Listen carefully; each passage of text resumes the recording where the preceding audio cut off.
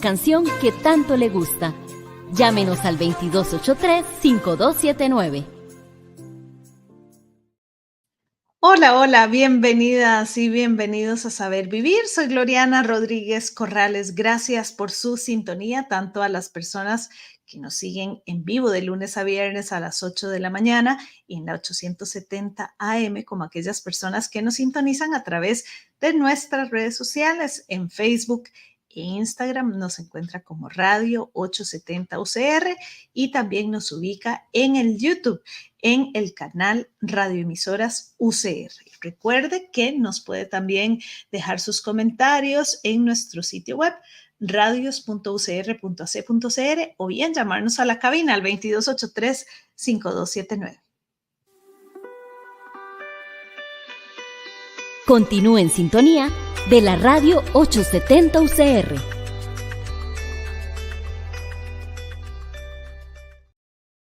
Somos más que la suma de las partes. Somos la historia, la memoria y los olvidos. Somos lo que hemos decidido ser en el presente y lo que hemos invisibilizado del pasado. Somos también la ansiedad de lo incierto y la nostalgia de aquello que no fue, porque nuestro legado se compone de muchos procesos, de miles de historias, de carne y hueso y vivencias de cientos de personas con vicisitudes que reclaman ser nombradas y vistas, que claman por ocupar un lugar en nuestra historia. Queremos conocer sus dudas y comentarios. Llámenos al 2283-5279.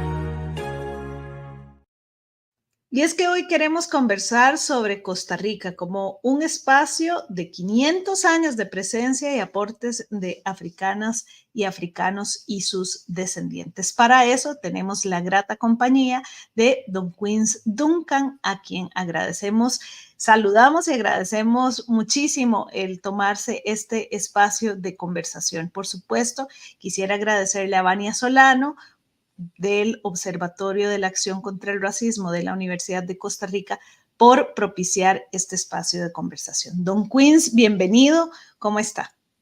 Muy bien, por dicha. Les agradezco mucho la invitación.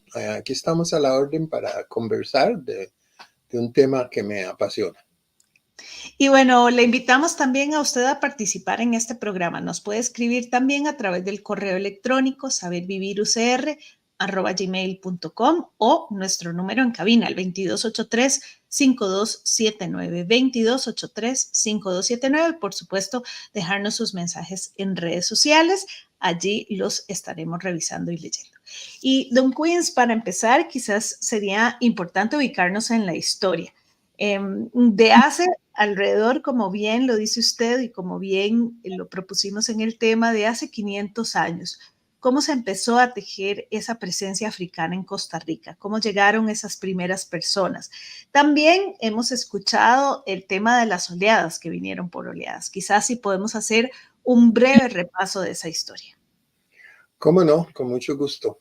Sí, la presencia africana y afrodescendiente en el país comienza con la llegada misma de los españoles.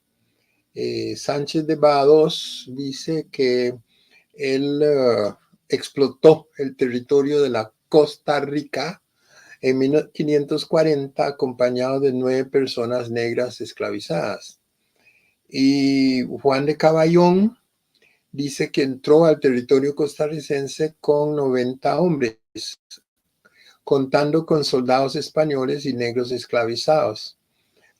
Y si avanzamos un poquito en el tiempo, nosotros vamos a ver que en 1744 el ingeniero Luis Díaz Navarro, que era en ese momento gobernador de Costa Rica, dice que hay en la ciudad de Cartago muchos españoles europeos, sería esos que se les ha denominado los criollos, ¿verdad? Muchos españoles europeos y de la tierra, y muchos mulatos y negros, y de los valles, Valle Central, hay de estos muchos. Es decir, está hablando de que en el Valle Central, Cartago y otras poblaciones cercanas, del Valle Central hay mucha gente que es africano o afrodescendiente. La mayoría afrodescendiente porque hay que recordar que Costa Rica fue colonizada de manera tardía con relación a los demás países de Centroamérica. Entonces, muchas de esas poblaciones negras ya habían nacido en Centroamérica, pero también hubo algunos africanos, como veremos. Y cuando visita el Pacífico Central y Norte, es decir, lo que era en ese tiempo Esparza, Bagaces, Nicoya, dice lo siguiente: hay varias casillas de paja, dice, llamados atos, en donde se cría algún ganado, vacuno, caballar y mular. Y dice, todos los habitantes son mulatos. Es decir, ahí están confirmando la presencia afro en todo el país. Todavía el obispo Morel de Santa Cruz, que era obispo de León y Costa Rica, cuando hace su visita pastoral a Costa Rica, comenta lo siguiente. Dice que, y este comentario lo hace sobre Cartago, en el barrio de Los Ángeles, el barrio de Los Ángeles, dice, es de mulatos. Por esta tacha los vecinos de Cartago se han segregado de la ciudad, poniéndolos por linderos una cruz de Caravaca. Bueno, nosotros, Duncan y Meléndez, en 1972, en el libro El Negro en Costa Rica, damos cuenta de las cifras censales del año 1782. Según esos datos, en Esparza, de cada 100 habitantes, 56 eran personas consideradas mulatas o negras. Los mestizos eran 30 y 14 se consideraba española blanca. Es decir, ¿verdad? Y si tomo las cifras de Alajuela, en el año 1793 se estima que de cada 100 habitantes alajuelenses, 13 eran mulatos, 76 mestizos y 11 españoles blancos. Es decir, vemos ahí dos fenómenos. El fenómeno de la presencia de los africanos en el periodo colonial y además de eso, como que ya se va visualizando el mestizaje, el afromestizaje. Y tal vez para cerrar esta parte de la presencia colonial, sería interesante analizar lo que dice don Manuel María Peralta, que era, digamos, no es el que inicia la cuestión del cuerpo diplomático costarricense. Él estaba destacado en Francia y escribe en Le Globe de París un artículo en el año 1868 que da las cifras sobre la composición demográfica costarricense.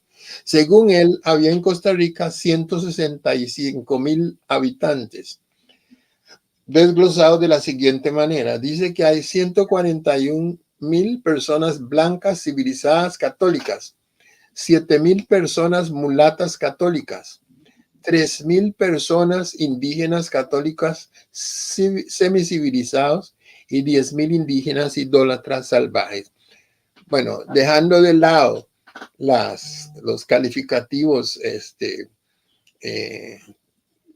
tan peyorativos, pero propios de la época, en la conclusión a que podemos llegar es que el 12% de la población era considerada mulata en ese momento.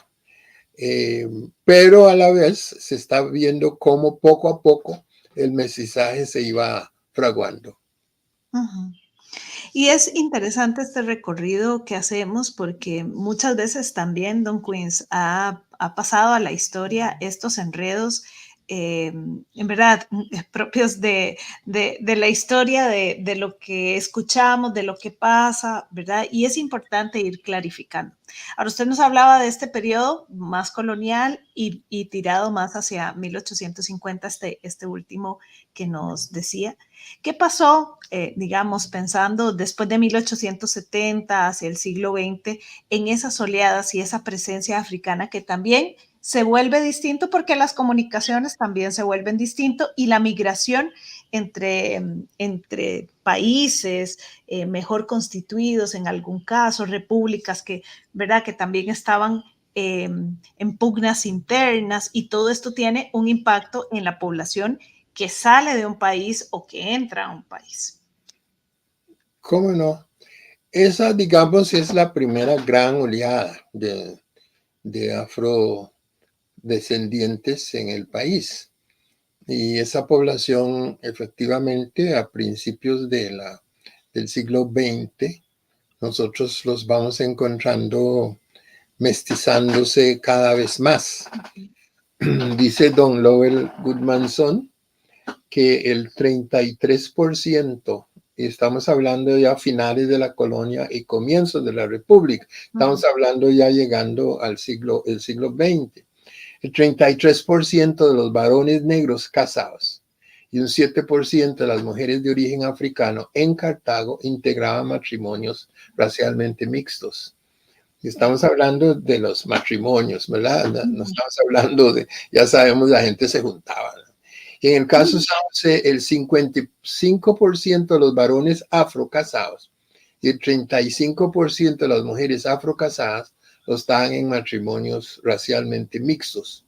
Entonces, como podemos ver, hubo una gran mezcla. Según la estimación de la Universidad de Costa Rica, el tico promedio puede tener un 45% de genes europeos, un 33.5% de genes indígenas, un 11.7% de genes africanos y un 9.7% de probabilidad de genes chinos. Es decir, somos un país multiétnico y pluricultural, por lo tanto. Ahora, a esa población vamos a agregar entonces la población del limón. Primero llegan los del Caribe Sur, unos 40 años antes de la llegada de los jamaicanos. Son personas que vienen de San Andrés, Colombia, de Bluefields, Nicaragua, de Bocas del Toro, Panamá. Son agricultores y pescadores que estaban ahí en la costa. Bien interesante. Siempre digo que Costa Rica los descubrió cuando don Alfredo González Flores, en su viaje por la zona, sufre un naufragio y esta población lo rescata. Entonces, en agradecimiento, él funda el Centro del Pueblo Cahuita, ¿verdad? El Centro de Cahuita. Pero Costa Rica no sabía que esa gente estaba ahí. Eran pescadores, sobre todo, que venían a pescar en temporada. Vendían las caparazones de las tortugas, que en ese entonces se usaba para peines y para todo ese tipo de cosas, ¿no? Y fueron poco a poco trayendo sus familias y se establecieron ahí. En población, en una zona que básicamente sabemos que era de dominio misquito, ¿verdad? Los nombres lo dicen: Zixaola, que significa río de banano; Cahuita, que significa la punta del árbol de Cahui, etcétera. Entonces tenemos digamos, esa zona fue siendo poblado por esta gente, amén de los misquitos que andaban por ahí, que fueron dando nombres a estos lugares, ¿no? Ahora, resulta que Costa Rica comenzó a exportar café, a producir café, pero resulta que no, de los mercados, no podía realmente competir porque su café llegaba muy, muy caro, porque había que pongámonos a pensar que no existía nada como el Canal de Panamá. Entonces, Ujú. y embarcábamos el café en carreta, desde luego, ¿verdad? Imagínense bajando esas terribles peñones de Orotina para llegar a Punta Arenas, Caldera, Punta Arenas, para ahí embarcar eh, este producto gracias al capitán inglés William de la Shore, que fue el que comenzó este negocio, digamos, de exportación a escala. Luego había que, después de embarcarlo, había que dar toda la vuelta al continente. Es decir, había que bajar hasta Chile, porque estamos embarcándonos en el Pacífico. Ujú. Europa queda en el Atlántico. Entonces había que bajar hasta Chile, dar toda la vuelta al continente para enrumbarse a Europa. Fue entonces cuando el presidente de la República, don Tomás Guardia, decidió construir un ferrocarril al Caribe o al Atlántico, que decían ellos en aquel entonces, ¿verdad? Sabemos que el mar Atlántico no llega a Costa Rica, ese es el mar Caribe, el océano Atlántico. Entonces logra solucionar, decide que lo que hay que hacer es un ferrocarril y logra contactar a la familia Kidd, que le va a dar la tecnología por impuestos, Ajá. logra la mano de obra, logra el financiamiento y préstamos, y la mano de obra lo van a buscar en todo lado. Fueron a China, fueron a Italia y finalmente se conformaron bueno, no se conformaron, trajeron gente de China y de Italia, pero la población gruesa vino de Jamaica. ¿Y por qué del Caribe? Porque como se había terminado la esclavitud, y entonces había una buena cantidad de mano de obra sobrante. Usted sabe que en el sistema esclavista, pues la persona está ahí empleada a la fuerza por todo el año, pero ahí está y vive con lo que le dan, etcétera, etcétera. Pero una vez liberados, los patronos lo que hacen es contratarlos de temporada, ¿verdad? Entonces hay un montón de gente que cuando hay que sembrar y cuando hay que recoger la cosecha, muy bien. Entonces había mucha gente, mucha mano de obra. Y en segundo lugar, en Jamaica ya había ferrocarril, de tal manera que no, muchos de los que llegaron eran ya, digamos, técnicos o gente en todo caso familiarizado con esa tecnología, ¿no? Entonces vienen como mano de obra y, ¿cómo se llama? Se establecen, por supuesto, básicamente en Limón. Es a partir de ahí que comienzan a construir, a aportar ellos a la construcción del ferrocarril. Con gran costo, 5,000 murieron en los primeros 30 kilómetros, casi todos, la gran mayoría afro-jamaicanos, la gran mayoría. Entonces eso nos da una idea de lo que fue esa población, ¿no? Sí. Entonces esa población llega, se establece en esa zona, trabajan en el ferrocarril y después Minor Kid los observa sembrando sus plátanos y sus bananos y sus ñames y sus yucas para subsistir. Entonces, observándoles con esto del banano, decide, mira, aquí hay una gran oportunidad de negocio. Y entonces desarrolla lo que es la industria bananera y en 20 años, en los 20 años después de la llegada de esta población, Costa Rica se convierte en el mayor exportador de bananos del mundo. Entonces, más o menos vemos que esa presencia, ¿verdad? Ujú.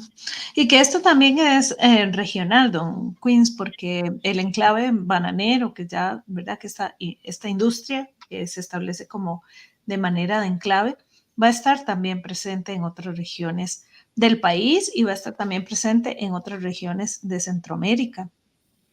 Sí, comienza ahí hasta que en el caso de Costa Rica, en los años 30, comienzan a sufrir de una enfermedad del banano en la zona y entonces deciden pasarse al Pacífico Sur y ahí entonces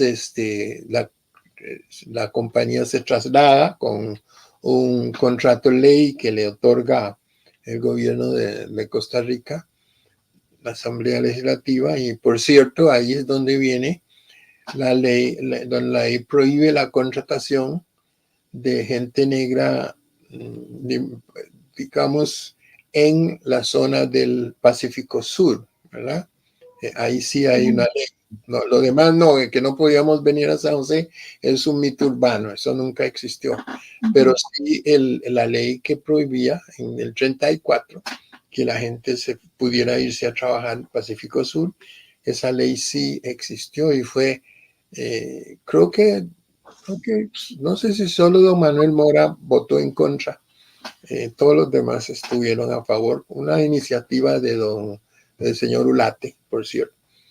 Entonces, digamos, en el caso de Costa Rica, ahí fue como se desarrolló la industria en otras partes, ¿no? Por supuesto, bueno, Kit se extendió a Centroamérica.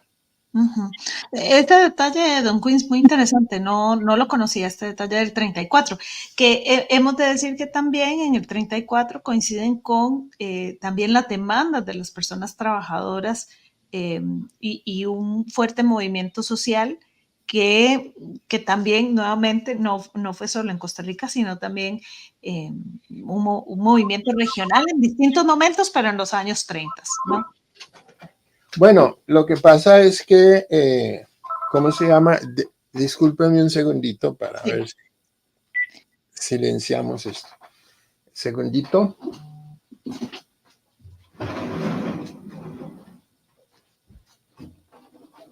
Estamos en Saber Vivir en vivo en la radio 870 y nos acompaña don Quinn Duncan. Iba a decir algo usted. Sí, mucha gente tiene la idea, porque así nos lo han tratado de explicar, que porque se habla de la gran huelga bananera de los años 30. Entonces, mucha gente tiene la idea de que ese fue efectivamente la gran huelga bananera. Pero resulta que hubo huelgas anteriores, enormes, 1808, hay otras fechas por ahí, pero desde 1808, 1900, 1900 no, pues llegamos en 1872, ¿no? En 1908 en adelante hubo por lo menos 2 grandes huelgas y otro levantamiento en el 10.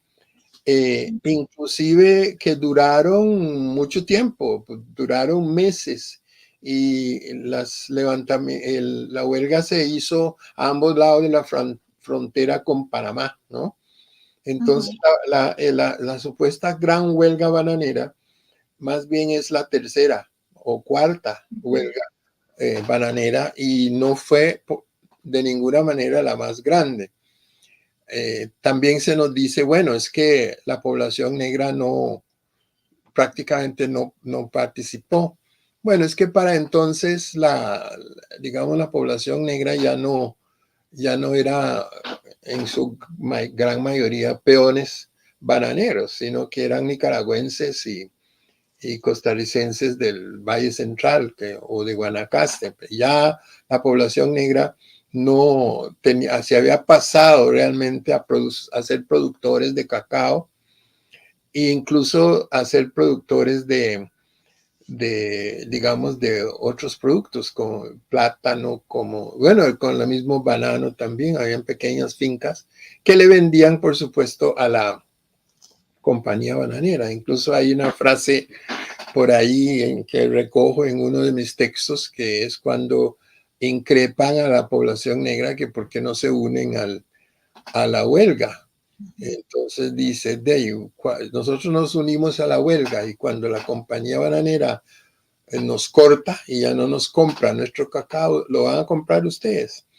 Es decir, porque ya la población negra no tenía interés alguna. Además de que había un resentimiento porque en las huelgas anteriores del 8, del 10, esta misma población mestiza, blanca, mestiza, había, ¿cómo se llama? Jugado el papel de rompehuelgas. Entonces la gente, población negra hacía huelga y traían a esta gente a hacer rompehuelgas. Entonces, de modo que la población negra no nos vamos a apoyar para nada. Vean a ver qué hacen ustedes, ¿verdad? Qué interesante, don Queens. Y por eso es que la historia es tan fascinante, porque siempre estos son los detalles, ¿verdad? Que podemos ir tejiendo y que podemos ir encontrando. Don Queens es, entre muchas otras cosas, es escritor y ha investigado muchísimo. Y a mí me gustaría que habláramos de las memorias y de los olvidos, don Queens. Esas innegables memorias que están ahí, que nos cruzan, que están en nuestros cuerpos, en la sangre, hasta el día de hoy, pero también esos grandes olvidos a los que hay que ponerles atención. Y bueno, como dice un filósofo bastante reconocido, también los olvidos son políticos, ¿no? Se selecciona, muchas veces se olvidan cosas que pasan, digamos, en los detalles más cotidianos, pero hay otros olvidos que son realmente olvidos políticos. Bueno, la población, digamos, la clase dominante, digámoslo así, por usar la palabra, decidió desde un principio crear una nación blanca. Dice que yo les mencionaba antes a don Manuel María Peralta, en su artículo en Le Globe de París, 1868. Pero vamos a ver, el mismo don Manuel, publica luego un libro que se llama Costa Rica, Its Climate, Constitution and Resources. Y en ese nuevo libro, unos cuantos años después, él se basa en el último censo de población. Y en ese censo de población dice que hay 400,000 habitantes en el país. Y vea cómo los desglosa. Rápidamente recordemos cómo los había desglosado antes. 141,000 personas blancas, ¿verdad? Y 7,000 personas mulatas católicas. Y luego están los indígenas. Bueno, en este nuevo planteamiento de su libro dice que hay 350,000 nativos blancos de origen europeo. 5,000 extranjeros, alemanes, ingleses y franceses. 650 chinos y el resto de indígenas. Es decir, la población que él llama mulata desapareció absolutamente. Es decir, en su nuevo libro, unos años después, ya no existe la población negra en el país. Y es que usted lo ha dicho, son olvidos políticos, sí. Resulta que más adelante encontramos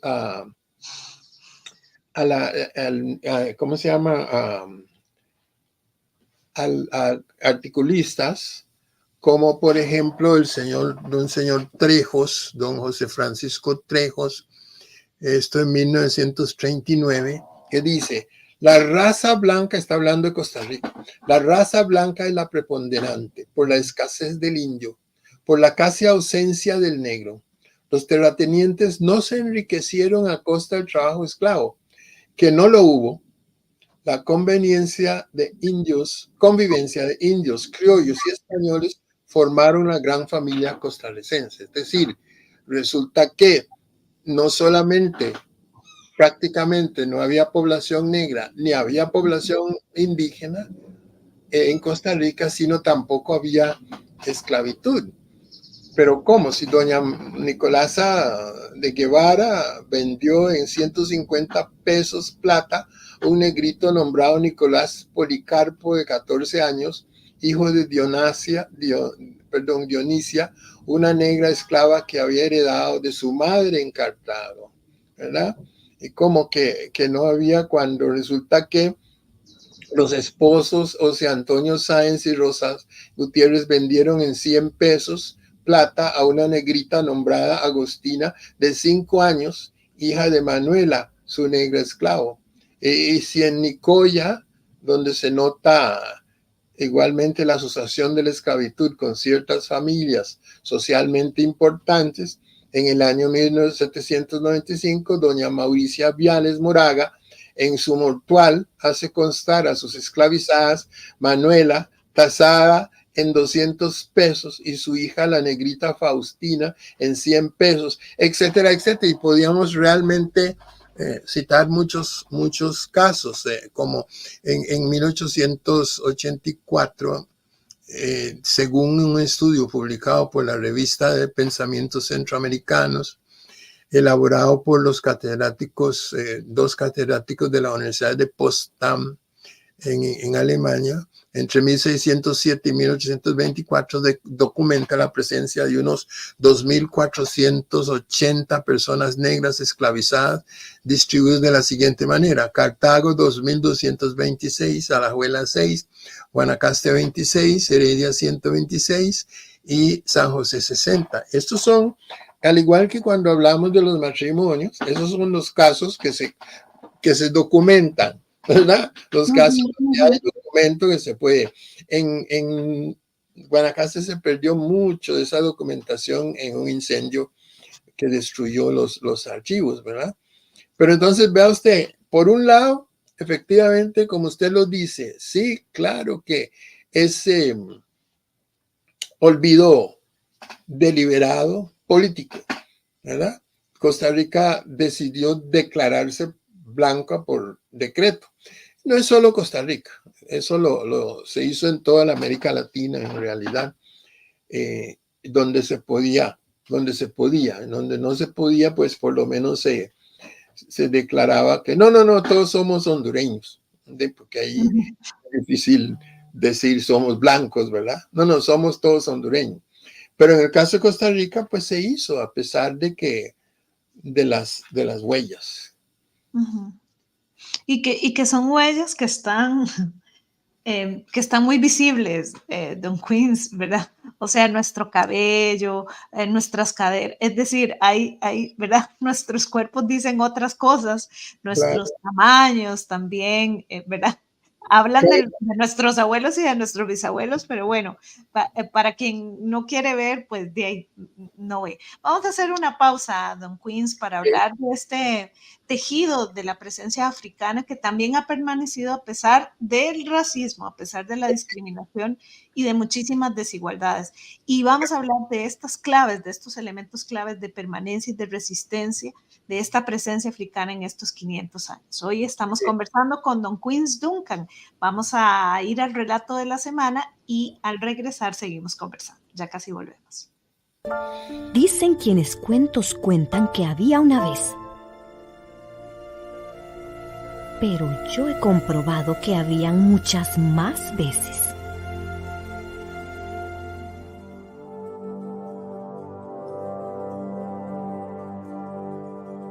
Tehuantin Ayoxintli Totec.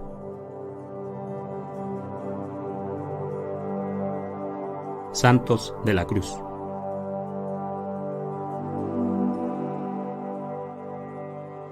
Tonalmili, Chopamili, Matlanilistli, Macuepilistli, Toquistli, Axococ, Elomanilistli.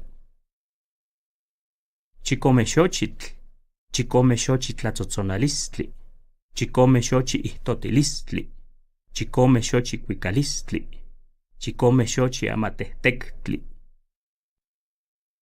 Xochicalli, Xochipetlatl, Xochitinni, Pixquixtli, Ipoualquiauitl, Ipoualejecatl, Ipoualmetztli, Ipoualtonatio. Nochi inin tikelcahqueh tehuantin tipilmaseualtzitzin, in tihualahsico nican ueyaltepetl. pachantok wewe xochicalli. Weyi milcahualco tihualawi. Tehuantin ayok sintli totek. Chicomexochitl ayok towan pilitztok. Akin axmocoyochoquilia. Pewa mayanalistli, pewa ajahuilcualistli, pewa nezahualistli, pewa ixpinahuilistli, pewa cuahnemilistli, yolnemilistli, pewa tlaseltihuilistli, pewa tlatetetzahuilistli.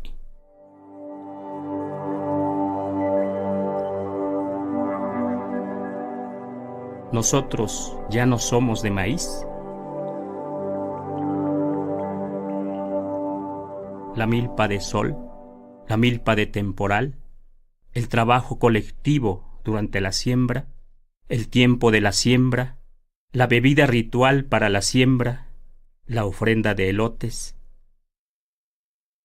el espíritu del maíz, la música de 7 flor, la danza de 7 flor, los cantos de 7 flor, el símbolo de papel recortado de 7 flor,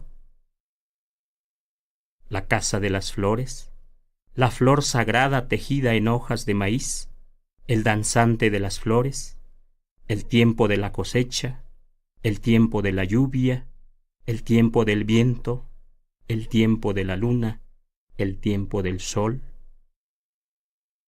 Todo esto olvidamos nosotros, masiguales, que hemos venido a esta gran ciudad. La antigua casa de las flores ha caído por su propio peso. Venimos de una gran milpa abandonada. Nosotros ya no somos de maíz. El 7 flor ya no vive con nosotros. ¿Quién no se lamenta? Empieza el tiempo de hambre, empieza el tiempo de la comida de juguete, comida chatarra, empieza el tiempo del ayuno, empieza el tiempo de la vergüenza en el rostro, empieza el tiempo de la reflexión, empieza el tiempo del aislamiento, empieza el tiempo de los presagios.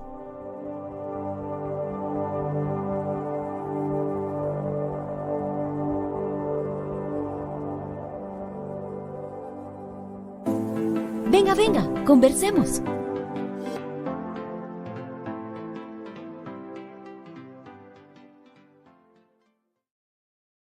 Hoy conversamos sobre 500 años de presencia y aportes africanos y sus descendientes. Para eso tenemos la grata compañía de don Duncan y dejamos una pregunta planteada, un hilo del que tejer. Este tejido justamente de la presencia africana ha permanecido a pesar del racismo, de la discriminación y de tantas desigualdades de las desigualdades y en todos los niveles, podríamos decir. ¿Cuáles son esos elementos, don Queens, que claves, esos elementos, porque hay muchísimo y podríamos pasar horas y horas conversando de esto, pero esos elementos claves que usted diría de esta resistencia y de esta permanencia? Bueno, vamos a empezar por las cosas más directamente tangibles. Digamos, vamos a hablar de la toponimia y vamos a hablar del vocabulario. En Guanacaste tenemos, por ejemplo, Malambo, que es un cerro en el cantón de Santa Cruz y corresponde a 2 sitios, uno en la República Democrática del Congo y el otro en Tanzania, es decir, lugares que se llaman ahí Malambo. Tenemos Matina. Nosotros en Costa Rica tenemos 2 Matinas, un caserío entre los cantones de Nicoya y Ojancha y un cantón de Limón. Matina es un poblado de Mozambique.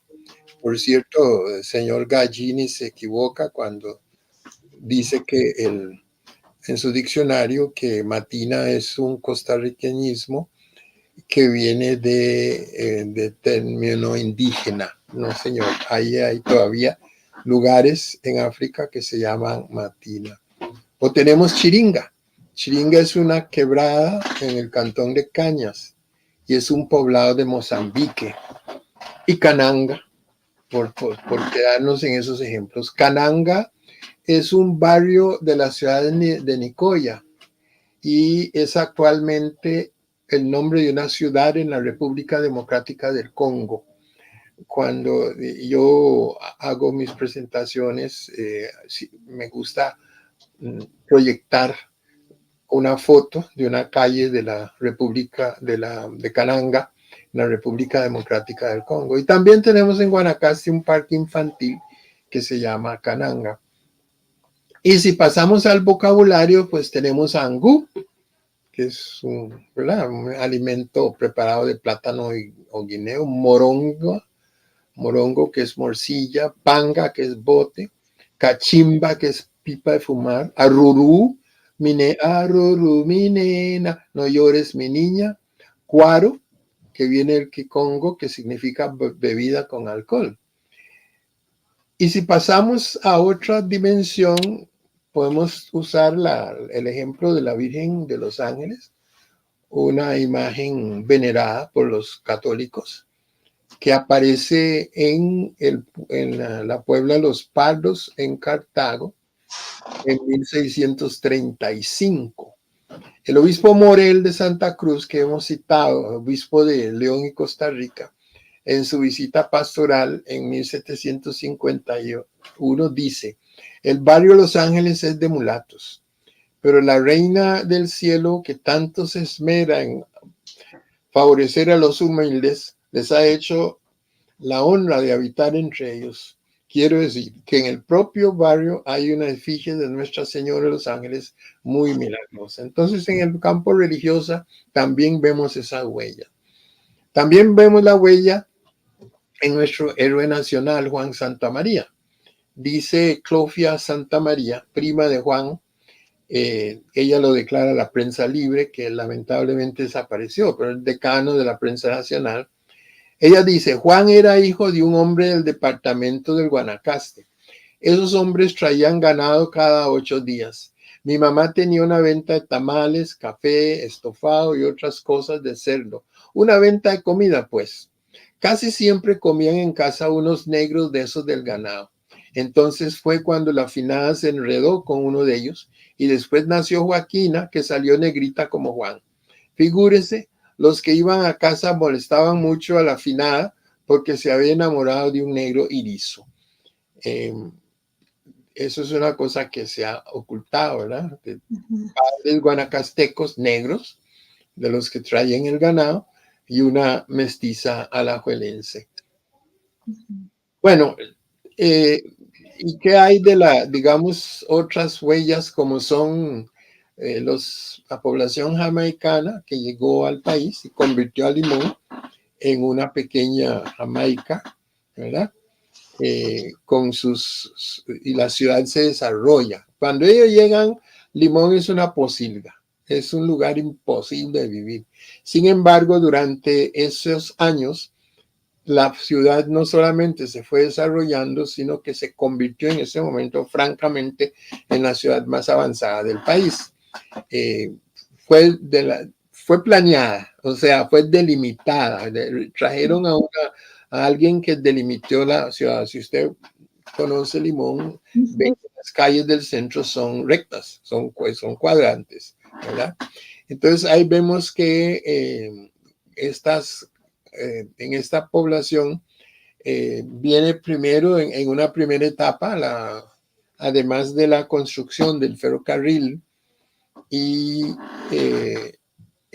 los muelles, construcción y operación de muelles y ferrocarril, lo que hace que, y luego en la primera etapa el banano, lo que hace que podemos considerar que el aporte más importante que ha hecho esta población al país fue el trabajo.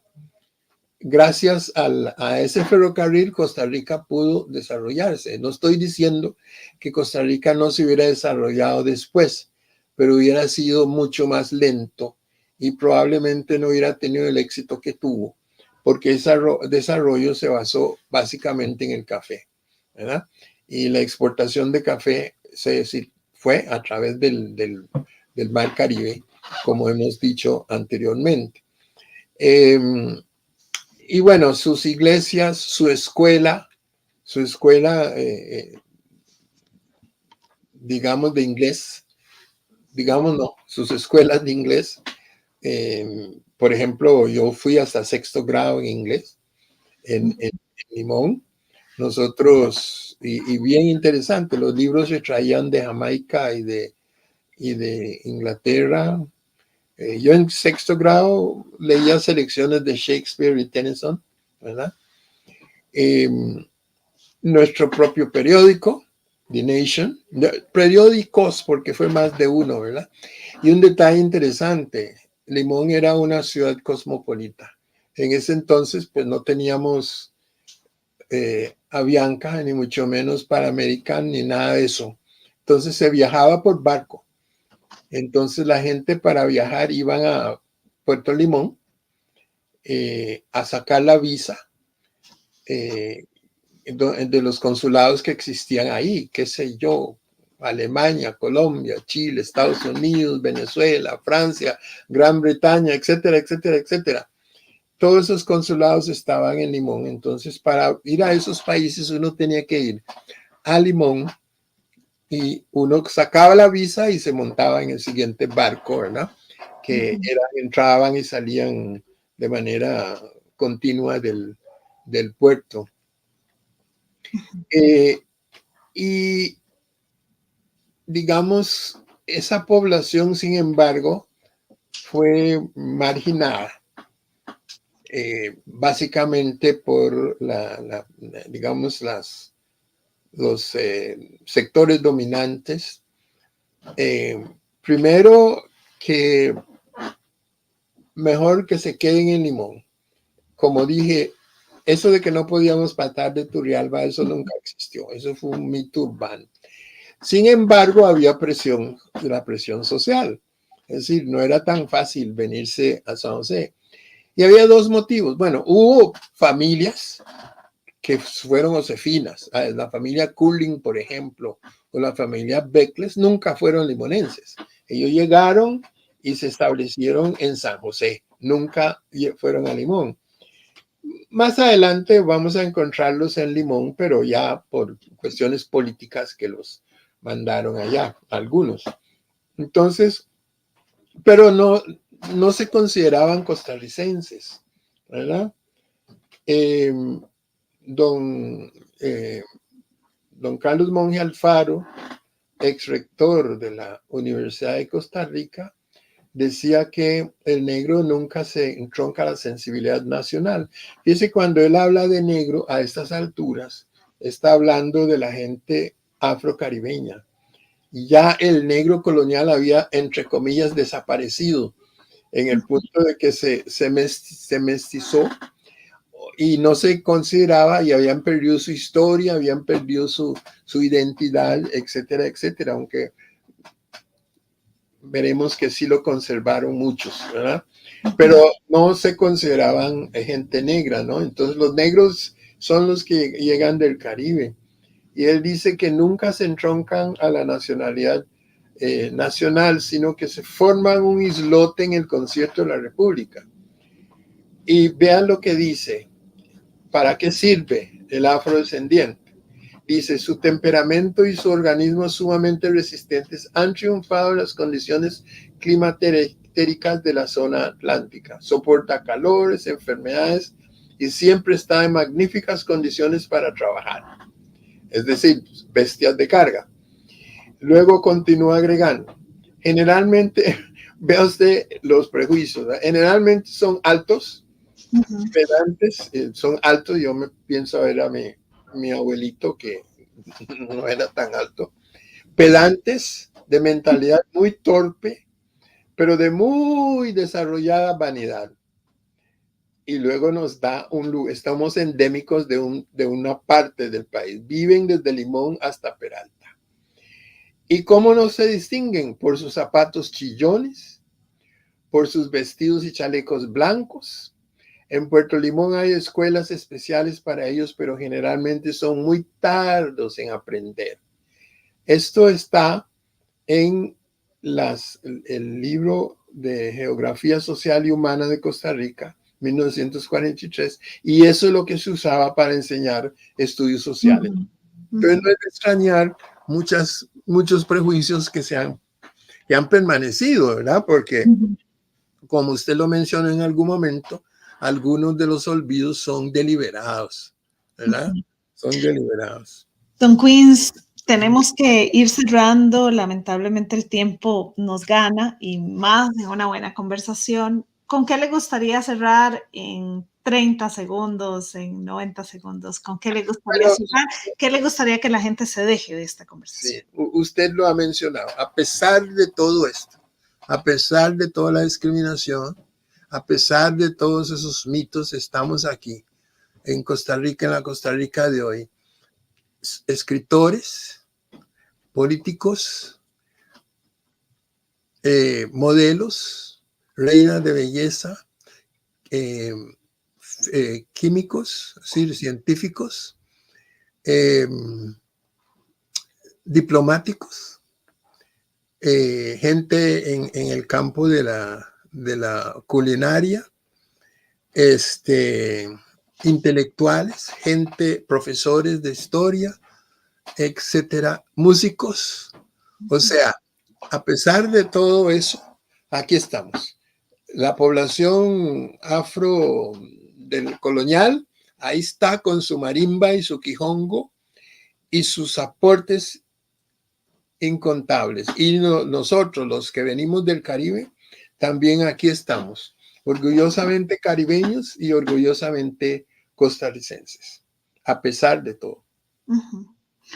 Y no de Cabanga, Don Queens, no estamos de Cabanga. No, para nada. Para nada. Estamos insertos y contribuyendo y aportando a este país. Exacto. Don Queens Duncan, muchísimas gracias por esta conversación, por tomarse el tiempo y este cafecito de la mañana con Saber Vivir y con la radio 870 UCR. Muchas gracias, a la orden. Y por supuesto que también agradecemos a Vania Solano del Observatorio de la Acción contra el Racismo por propiciar estos espacios de conversación. Agradecemos a las personas que estuvieron en las transmisiones, tanto de Facebook como de YouTube. A Evelyn le mandamos un saludo y le agradecemos ese mensajito que nos dejó en los comentarios. Por supuesto, le recordamos que usted puede repasar este espacio en las retransmisiones por la noche de Saber Vivir. Agradecemos a quienes forman parte de este programa, a Cristian Salas, a Sebastián Torres y a Giselle Mora, que nos acompañan en controles técnicos, en la transmisión live y en todos los detalles de diseño y salida en redes sociales. Quédese ahora con la programación de la radio 870 UCR. Soy Gloriana Rodríguez Corrales. Nos encontramos mañana. Que tengan lindo día. Para saber vivir hay que vivir el momento. Respetar. Aprender a disfrutar.